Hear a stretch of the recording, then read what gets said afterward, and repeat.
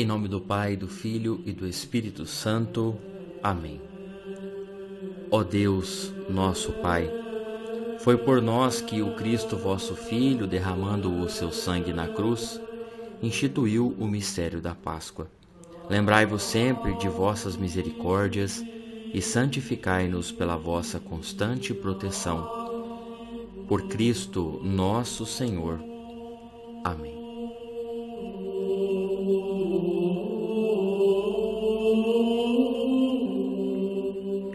Adoramos, Senhor, vosso madeiro. Vossa ressurreição nós celebramos. A alegria chegou ao mundo inteiro pela cruz que nós hoje veneramos. Poderíamos nos perguntar: o que estamos celebrando? Ou ainda, se alguém passasse pela nossa igreja e olhasse e ouvisse nossos atos e nossas palavras nesta celebração, o que pensariam?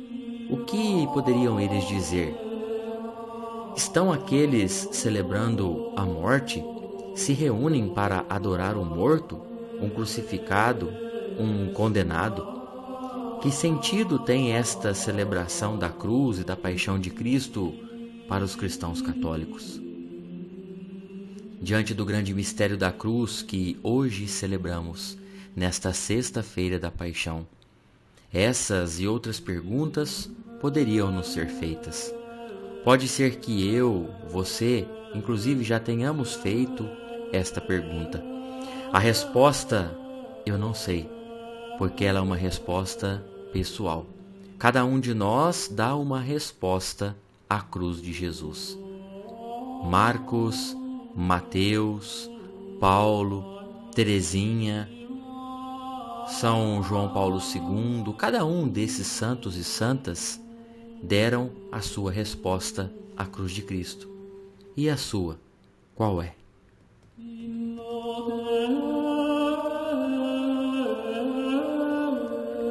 Voltando o nosso coração às leituras da nossa ação litúrgica do dia de hoje, a leitura é retirada da profecia de Isaías, que vem de um tempo remoto que chamamos Antigo Testamento.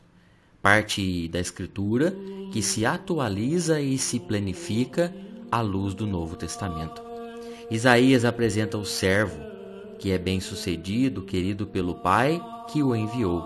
Mas, por esse mesmo motivo, este servo é olhado sob o olhar do escândalo. É desprezado por aqueles aos quais ele veio servir. É ignorado por aqueles que lhe deu atenção ao longo de sua vida. Não tem beleza, não é atraente. Ele que tantas vezes resistiu à beleza e à dignidade das pessoas, restituindo a alegria àqueles que estavam ao seu redor.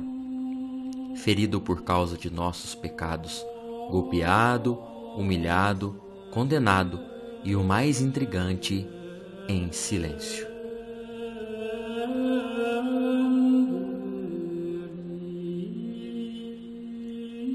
Na lógica de Deus, a dor é causa de fortalecimento e ressignificação de nossa vida. Mas como entender isso? Como deixar que a dor forme o nosso coração? Não seria melhor se deixar formar pela alegria e pela felicidade, caminhos mais simples? Por que e para que sofrer? A resposta, assim como aquela que provocamos no início, também é uma resposta pessoal. Segundo o autor da carta aos Hebreus, que também ouvimos na liturgia, devemos nos aproximar com confiança do trono da graça para conseguirmos misericórdia e auxílio. O trono, nós bem sabemos que é o lugar onde se assenta o rei. Jesus é o rei e está em seu trono, que ao contrário dos tantos tronos de poder do mundo, é um trono de cruz, de dor e de salvação. Aproximar da cruz não deveria nos causar medo ou espanto, mas, pelo contrário, gerar em nós um sentimento filial de confiança extrema em Deus. A cruz é a chave. No dizer dos padres da antiguidade cristã, Jesus preparou uma chave na cruz para que as pessoas, de graça em graça, de fé em fé, chegassem à realidade do céu. Uma chave só se torna de fato chave quando cumpre sua missão, se ela abre uma porta. Assim é a cruz de Jesus Cristo, que abre-nos o paraíso obedientemente. Paraíso este que fora fechado pela desobediência de Adão e agora, pela cruz, é aberta na obediência do novo Adão. No Evangelho nós ouvimos o relato longo da paixão de Cristo e os detalhes que São João nos oferece. Sentimos o peso das palavras, o grito da multidão como se fossem nossos. Sentimos o peso do processo, da condenação injusta que Jesus sofreu, e o mais intrigante é o motivo desse fato. O motivo de sua condenação foi porque amou demais. Nesta tarde, neste dia santo, meus irmãos e minhas irmãs, este grande e inesgotável mistério deve ser meditado e rezado pelos nossos corações. Precisamos, caros irmãos, caras irmãs, sem deixar de olhar para o nosso hoje, olhar para a cruz de Jesus Cristo. Quantos dos nossos irmãos são também outros Cristos que sofrem, são perseguidos, condenados, vítimas de fome e de injustiça? Quantos hoje estão presos na cruz do desemprego, da prostituição, dos vícios, das drogas, das infidelidades? Quantos de nossos irmãos e irmãs, filhos e filhas do mesmo e único Pai, estão condenados pelos seus fracassos e são medidos pelos erros cometidos durante sua vida? Quantos estão por aí, talvez diante dos nossos olhos, nas ruas, diante de nossas casas ou por onde passamos, vivendo sem esperança, carregando a cruz da depressão e da perda do sentido da vida? Eu e você somos convidados hoje, meditando a paixão de Cristo e a sua cruz salvadora, a nos deixarmos ser impulsionados por este grande mistério. A cruz é um sinal.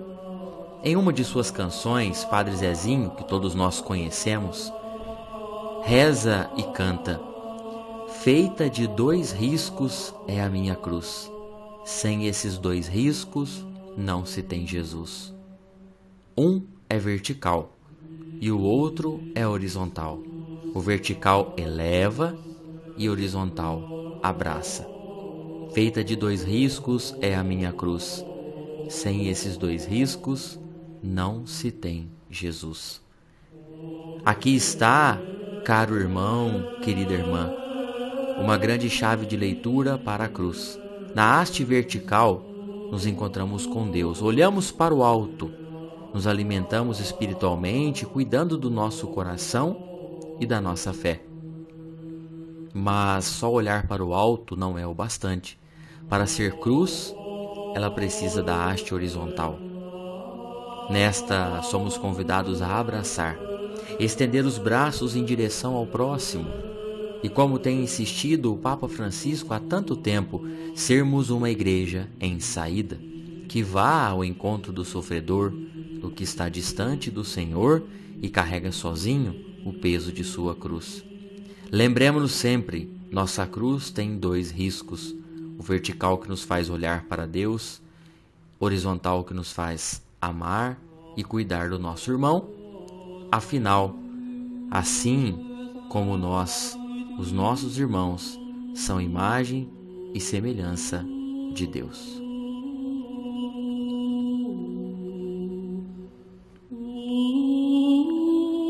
Com essas palavras, encerramos aqui a nossa reflexão de Sexta-feira Santa. Ela não quer ser uma resposta para todos os nossos problemas e, digamos, a palavra que eu precisava ouvir hoje.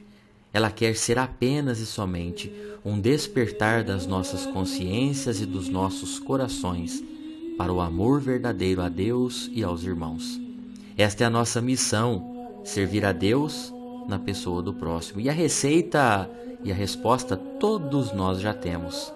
Amar como Jesus amou, sonhar como Jesus sonhou, pensar como Jesus pensou, viver como Jesus viveu, sentir o que Jesus sentia, sorrir como Jesus sorria, e ao chegar ao fim do dia, eu sei que eu dormiria muito mais feliz. Meus queridos irmãos, minhas queridas irmãs, dedique um pouquinho do seu tempo para contemplar a cruz no dia de hoje. Com certeza você tem um crucifixo na sua casa, grande, médio, pequeno, a cruz do seu terço, ou ainda consegue, pelos meios de comunicação, pela internet, baixar uma foto de uma cruz, de um crucifixo. Dedique alguns instantes da tua oração pessoal e simplesmente olhe para a cruz.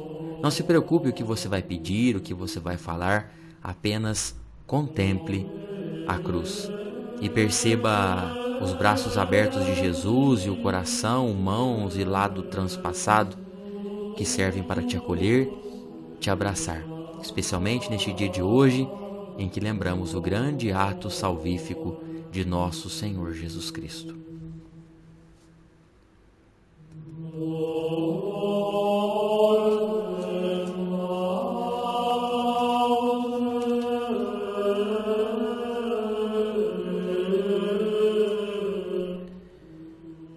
Deus eterno e todo-poderoso, sois a consolação dos aflitos e a força dos que labutam. Chegue até vós as preces de nós que clamamos na nossa aflição, especialmente em tempos de pandemia. Atenda e acolha, Senhor, sejam quais forem os pedidos dos vossos filhos e filhas, a fim de que se alegrem nos sofrimentos e voltem para vós o seu coração no tempo da provação. Por Cristo nosso Senhor. Amém.